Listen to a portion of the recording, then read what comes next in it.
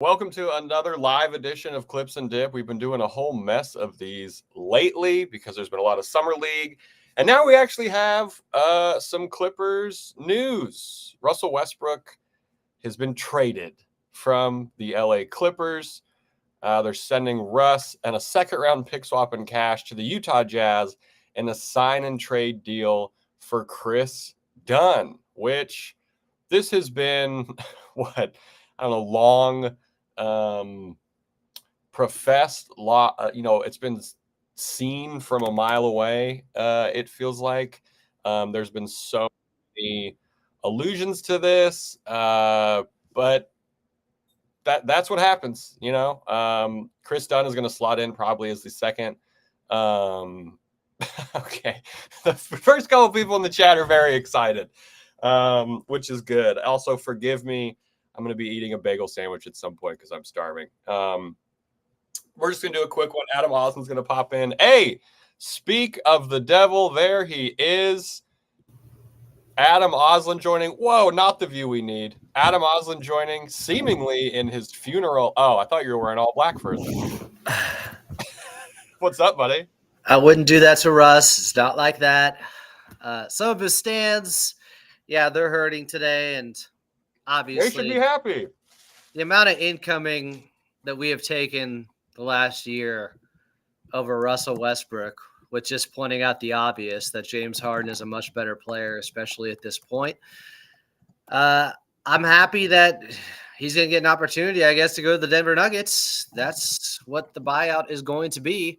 He's not playing in Utah. Second time he's been traded to Utah. They bought him out 2 times now. That's so – has that happened? Has a person ever been traded to a team, bought out, traded, and then traded and bought out in like the 2-year span? Not that I can remember. Russ, not as historic as all the triple doubles, but this is something for him.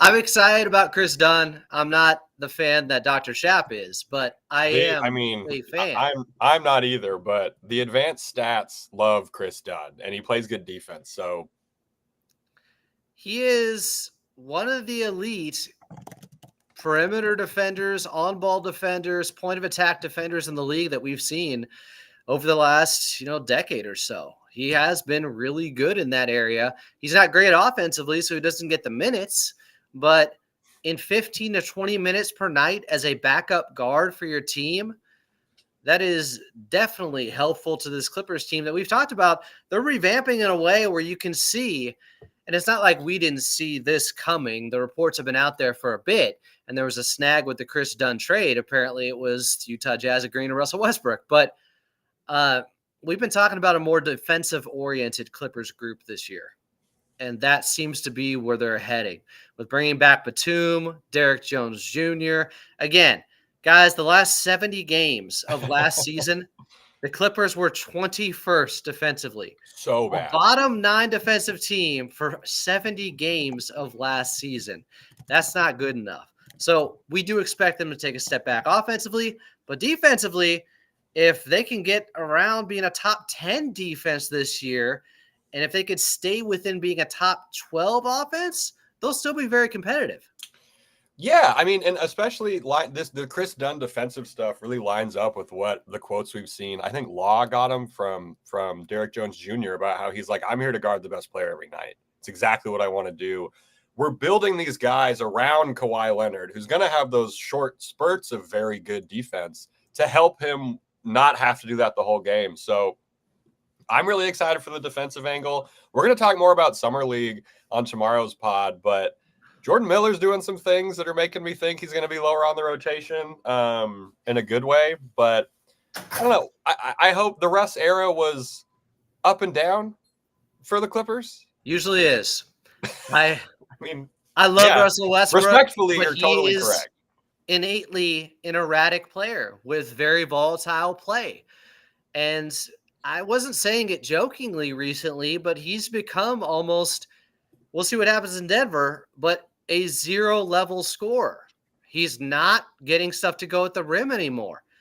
I do suspect that a lot of that is just mangled hands over the years. He's lost his touch there. And he was never great because he goes so fast downhill. but it's just something where if you're not scoring from the outside, if you're not getting it to go at the rim, if you're struggling in the mid-range, love Russ, love the energy, but 8 for 42 the last 5 games of that series against the Dallas Mavericks. He was certainly a liability on offense, even though defensively, especially in the Phoenix series, he had his moments as a Clipper, no doubt. Absolutely. The non-existent take foul that should have been a take foul could have changed some things for sure. The vibes, on court, there was always a pop from the crowd when Russ checked in, which was needed on some nights. We can't pretend like this Clippers team was full of energy 24/7, but hoping for the best in Denver unless they're playing the Clippers. But, I mean, I think it's worth mentioning this is someone that Paul George campaigned to be on the Clippers, to bring him in. After Lawrence Frank came out after the trade deadline, said this is the type of guard we were looking for. None of the criteria matched who Russell Westbrook is. Then Paul George came out and said, basically, go get Russell Westbrook. He can help this team. Well, Paul George is no longer on the Clippers. So maybe, that friendship there, that connection between those two, when Paul George was gone, Russell Westbrook might have wanted out even more, looking for a bigger role. So, it's a new phase of Clippers basketball they're entering right now. It's going to be a good time. And again, this move is so funny. It's like that scene in Austin Powers with the steamroller. Like that's what this move has felt like, where it's just like, it's going to be here. We're going to get, but now begs the question, we have so many guards. Someone was asking about Tyus Jones in the chat. Like, based on what Lawrence Frank said, it doesn't sound like Bones Highland has much of a future on this team, which is, disappointing for the skeleton key holders. So something else has to be coming, or they're just waiting for the deadline. And we're going to see a bunch of weird rotations, which might go into play. My brother-in-law just texted me all capital letters, Jazz. He does not like Russell Westbrook either. I am preparing myself for Bones Highland to be moved. It sounds like with PJ Tucker and with Russell Westbrook, when Lawrence was talking about those 3 players, they were looking for a better landing spot for them if the playing time's not going to be there with the Clippers. We knew it wasn't going to be there, or at least the fit wasn't there with Russ anymore. We know it's not really there with PJ Tucker, even though he started Game 6 in a must-win situation. Bones Highland, with Kris Dunn on this team, was still having Norman Powell, was still having Terrence Mann. Amir's a borderline. He's more comfortable at the 2 than like a wing usually. If Tyus Jones, and by the way, that is not something from Haynes or Shams Charania or Adrian Wojnarowski. That was a reporter for Hoops Hype, who's commenting about the Clippers' interest in Tyus Jones. Yes. So it's not, you're getting it's not the warmer. elite tier of you're getting warmer. I like that. Yeah. It's not exactly made its way up to the most credible reporters. No offense to this guy, but when they say something, it's almost written in stone that you're good to go for the most part.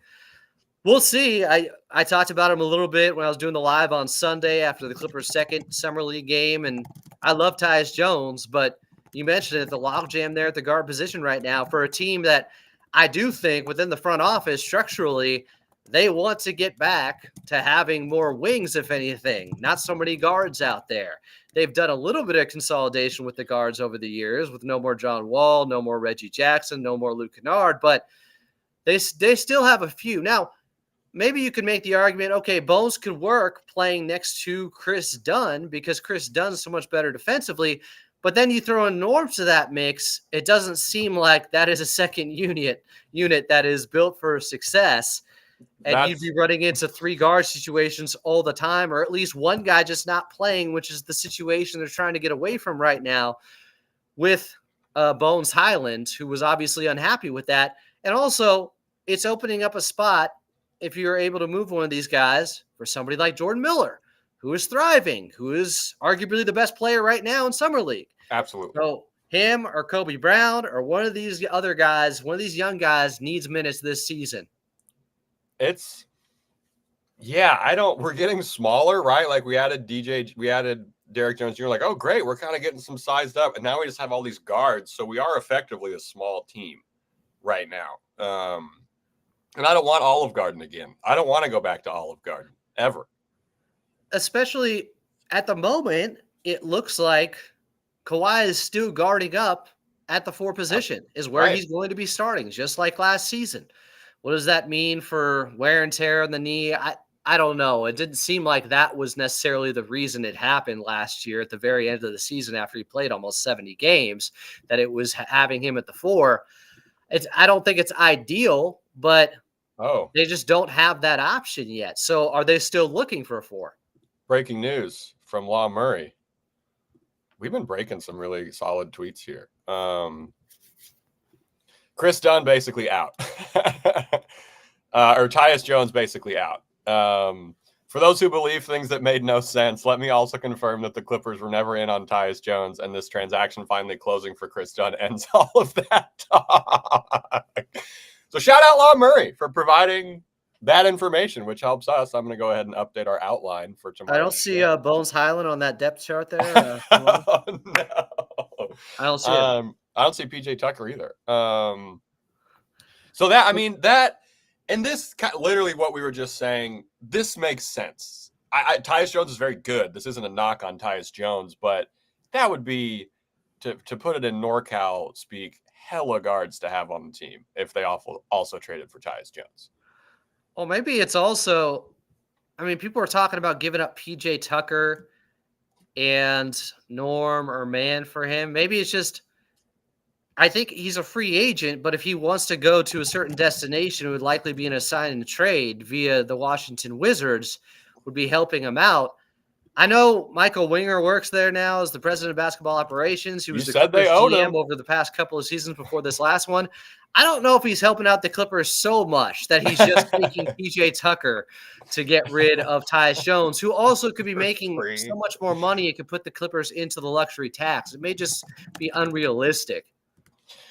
Yeah, and the tax thing. So the deal for Dunn is supposedly 3 years for $17 million. Sign and trade deals have to be 3 years. It's something that I learned from Lucas Hahn, or Han from the internet. So that's interesting. And I believe we're over the luxury tax, but under that first apron still, I think just by a little bit. They're definitely under the first apron because they have to be. They're hard capped after using the non-taxpayer mid-level exception. Right. How far into the luxury tax is a bit of a question, I guess, because they were slightly under it at least before today. Mm-hmm. How much of a difference does that make? Because Russ was on the books for about $5 million, and Kris Dunn, 3 years, 17, is just under $6 million per year. They might still be under the luxury tax and not in repeater status. Yeah. Or there might be a way, at least a very easy path to get there with another move. Yeah, for sure. Which we have to imagine is shedding salary. I don't know if they're going to waive and stretch PJ because that contract, that's $3 million and $3.5 million on the books for the next 3 years. But that contract could be useful. Again, I think they're setting up for the deadline. I'm not saying they're going to be sellers or anything like that, but they're trying to find some kind of formidable cast around a max player after this year. So I think the deadline might be busy for the Clips with what we have contract-wise. Because it's not like there's championship aspirations. Don't come for me, but I don't think, that's going to keep them from making moves or anything like that. I think a lot is going to be determined with the health of Kawhi Leonard, availability of James Harden now at 35, how much they click in defensively, how much they're getting Ivica Zubac and Terrence Mann, more involved offensively, and that could determine whether or not they're buyers or sellers at the trade deadline, maybe. Yeah, was it? I'm trying to find. Law posted something about Terrence's touches needing to go up this season, which I agree with. Right, we want him and Zoo. Lawrence Frank kind of mentioned, the Zoo and Terrence extensions coming up, but Man's gonna have to show what he can do. He's gonna have to get more touches. He's gonna have to show what he can do when he gets them. I have faith in Terrence Mann. I don't think it's gonna be superstar max level, but I have faith that he can be a very good guy who's going to deserve the 19 to 24 million a year or whatever that the Clippers are going to think about giving him. But him and Zoo, like, they have a real opportunity to show what they can do coming up this season. And I really hope they can do it for the Clippers' sake. Yeah, I don't think it's out of the question or unrealistic to see Terrence Mann average 12 to 14 points per game in a larger role on offense where he's a little bit more utilized. Ivica Zubac, I think that he should be averaging 15 per game this season. I really think he needs to be a focal point. Like, if you're going to have success, I don't see a path there without getting Zubac much more involved on the offensive end. Yeah, and he's shown the efficiency. It's not like he needs like a ton of touches, right? This isn't a guy who is an inefficient post scorer or even inefficient at the free throw line. Like, Zoo could be, I don't know. I think Zoo could be at the 20 and 10 level next year. If Harden is going into more of a field general type role, I think 20 and 10, that is peak is what I'm saying. I'm not saying like, let's expect it, but 20 and 10, I don't think I'm all for it. They do it right. And I think Terrence, all I've wanted from Terrence is those chunky stat lines. 16, 7, 6. Stuff like that. Again, not easy. I'm not pretending like that's an easy thing, but that there's room for that with how this Clippers, I mean, the offense is going to be rough. The defense is going to be there. They're going to reward each other after making good defensive plays on offense, hopefully in transition now that we have DJJ able to run that too. So there's just ways to get these guys maximized in their role for what the Clippers could be after this season. Well, and Terrence, he's been such a good development player and has shown so much progress through absorbing some of the powers, you could say, of guys around him, like Rogue, playing next to some of the guys he's been with. So maybe when you talk about those meaty, full stat lines, maybe he's going to take something from Russell Westbrook. Maybe he can be a much better playmaker, rebounder, all-around player on the offensive end. Because he's always been really good at just being a sponge for this Clippers team and learning that way next to, Hall of Fame veterans. Yeah, and now that he has a defined role, hopefully, because he flourished in a defined role. That's been a thing that Terrence has been like one of those old medieval machines where they just stretch people out. Terrence has been in that with his position on this team since he got here. So I'm hoping for the best. I can see it. We got a question. Shanina Shakes asking if we're going to talk about Lawrence Frank's presser. We're going to talk about it. We're doing a standalone episode tomorrow.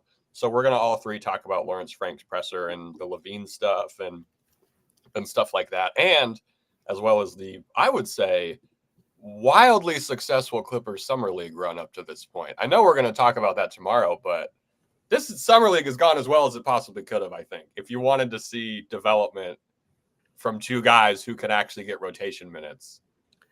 They have been right, like unusually connected and well organized. This Clippers Summer League team. If you've watched a lot of Summer League, the Clippers look extremely competent and professional relative to Summer League with how well they're playing and developing really a defensive identity in Summer League already. They're able to clamp down on teams every game. They just, the vice grip gets a little bit tighter as the game goes along, and teams aren't able to score on them when they ramp up their defensive identity and intensity, I should say. Yeah, and I mean, credit to Dante Jones. There's teams can take such weird routes for Summer League. Remember when the Blazers a couple years ago had like Michael Beasley and like the oldest Summer League team like of all time? They were going for it. It was just like, what are you guys doing? What is this? What is this for? So it's nice to see the Clippers in a rare move, and this isn't a knock on the Clippers, it's just hard to do in Summer League, have a competent Summer League team that has somehow an identity when you think about what Summer League is, which is guys who aren't even on a signed for a team playing for a Summer League team. That's such a weird spot to be in. Do you show out? Do you do things for the team? Like it's so, yeah, credit to Dante Jones, credit to the whole staff. And you can downplay it and diminish it. It's Summer League. But hey, if you're going to be there, you might as well play well. You might as well play to win. You might as well try to take home the Summer League trophy. These guys, it's a big deal to them because they're not going to have a chance right now at the NBA level to play for something, to play for hardware like this. I mean, the excitement level from Clipper Nation has been, I think, I don't know, vindicated, or at least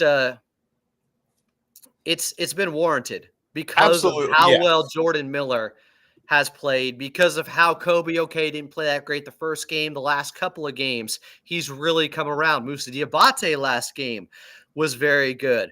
For the love of Ray J. Dennis has been very solid for them. That heave, Cam man. Christie in that shot, bombing it from distance. Dude. It's all there. The Christie shot form. Don't look up his stats. Those don't matter right now because he's 18. That shot form is some good stuff. I hope when he makes obviously I hope he makes as many threes as he takes, but 3 threes from Cam Christie to close out before we get to this point differential tournament or whatever the hell they're doing would feel good tonight. Yeah, I think he was only 3 for 10 last game, but you can see it. We talked about it when Lucas Hand was here right after the draft. Cam Christie's shot to me reminded me of Michael Porter Jr. immediately. The elevation, the high point, release point. But now I'm thinking, because of his size and just other similarities in form, it's kind of in between Michael Porter Jr. and Devin Booker to me, that Cam Christie shot arc. Form-wise, yes. Doesn't mean he's going to be able to do it off the bounce. Doesn't mean he's going to be as good as any of these players. It does mean he has an NBA level skill right now. Doesn't mean he's going to be playing. He has to do all the other things right. He will not be playing his first year. Off that shot. Yeah, he's got to do one thing that every Clippers draft pick has to do, of course, grow. He has to grow a little bit. He's got to put on some weight. He's looked more confident defensively too. He's not stopping anything, but you look at that first game where it was like, obviously they're going to target the 18-year-old who that makes sense. But he just looks more, each game he's looked a little more willing to take on the challenge. He's not winning every single battle, but he's not afraid to go into it, which I think is such a key thing for someone so young on a team in a weird place. No, even in the game against Brooklyn on Sunday, I posted a few different clips of him defensively where he either got a deflection or got the steal and was hanging right with his man who could not be shook. Like, it was low-key impressive from him. I know he's wiry strong, I guess. He hasn't filled out yet. He's too young. He's about to turn 19. Yeah, for the wiry guys. You can look at some of the defensive mechanics or instincts there, at least, even though the body hasn't matched up with it yet. It's been good enough at times to really throw guys off who he's guarding in the Summer League. Yeah, and we talked about Terrence Mann being a sponge. If there's any great place for a very young draft pick to be a sponge, it's around this Clippers team. Exciting. It's a good Summer League. I am being called back into work, so I think I have to go. Adam, thank you for popping in. I'm glad we did this. We'll talk to everybody tomorrow. Yes, we're going to have a standalone episode tomorrow. Thanks for hanging out. And a reminder really quick, we're not paying Elon Musk $8 a month to verify our Twitter account. So thank you for watching on YouTube. We can't stream on Twitter anymore unless we pay Twitter $8 a month to stream via Restream. I don't want to fucking do that because I don't want to give Elon Musk $8. Doesn't help our bottom line. No, it's his business. It's his business. We'll be back with y'all tomorrow. I don't know if there's going to be an Uncle Oslin Summer League live tonight, but maybe. I don't know. Probably not. I can't. I'm going to be out and about. I'm going to be busy, but I'm definitely going to try to watch them. Oh, yeah. We're all watching them. But, yeah, we'll hang out with y'all tomorrow night. Have a great rest of your day. And here's the Cam Christie hitting 10 threes.